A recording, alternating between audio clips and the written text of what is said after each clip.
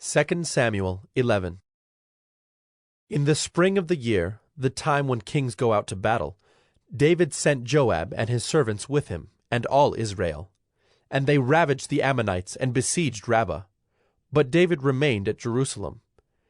It happened late one afternoon, when David arose from his couch and was walking on the roof of the king's house, that he saw from the roof a woman bathing, and the woman was very beautiful.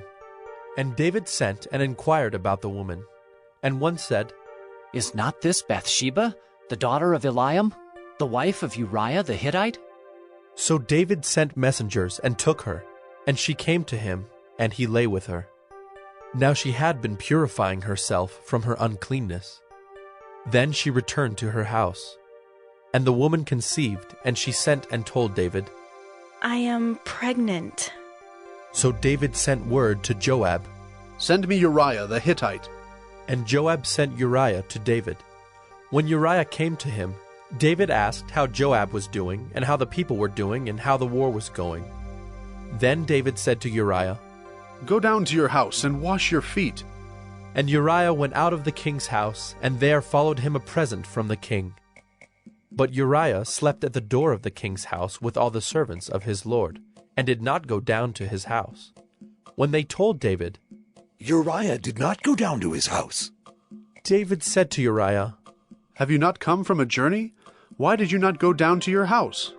Uriah said to David, "The ark and Israel and Judah dwell in booths, and my lord Joab and the servants of my lord are camping in the open field. Shall I then go to my house to eat and to drink and to lie with my wife? As you live and as your soul lives, I will not do this thing." Then David said to Uriah, "Remain here today also, and tomorrow I will send you back." So Uriah remained in Jerusalem that day and the next. And David invited him, and he ate in his presence and drank, so that he made him drunk. And in the evening he went out to lie on his couch with the servants of his lord, but he did not go down to his house. In the morning David wrote a letter to Joab, and sent it by the hand of Uriah. In the letter he wrote, "Set Uriah in the forefront of the hardest fighting, and then draw back from him, that he may be struck down and die." And as Joab was besieging the city, he assigned Uriah to the place where he knew there were valiant men. And the men of the city came out and fought with Joab, and some of the servants of David among the people fell. Uriah the Hittite also died. Then Joab sent and told David all the news about the fighting. And he instructed the messenger, "When you have finished telling all the news about the fighting to the king, then, if the king's anger rises, and if he says to you, 'Why did you go so near the city to fight? Did you not know that they would shoot from the wall? Who killed Abimelech, the son of Jerubbesheth? Did not a woman cast an upper millstone on him from the wall, so that he died at Thebez? Why did you go so near the wall?' Then you shall say, 'Your servant Uriah the Hittite is dead also.'"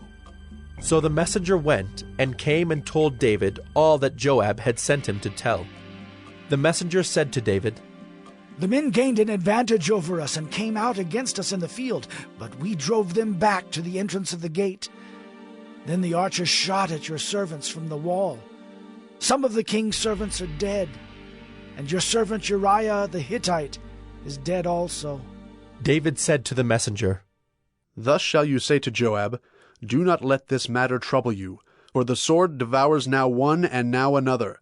Strengthen your attack against the city and overthrow it, and encourage him.'" When the wife of Uriah heard that Uriah her husband was dead, she lamented over her husband. And when the mourning was over, David sent and brought her to his house, and she became his wife, and bore him a son. But the thing that David had done displeased the Lord.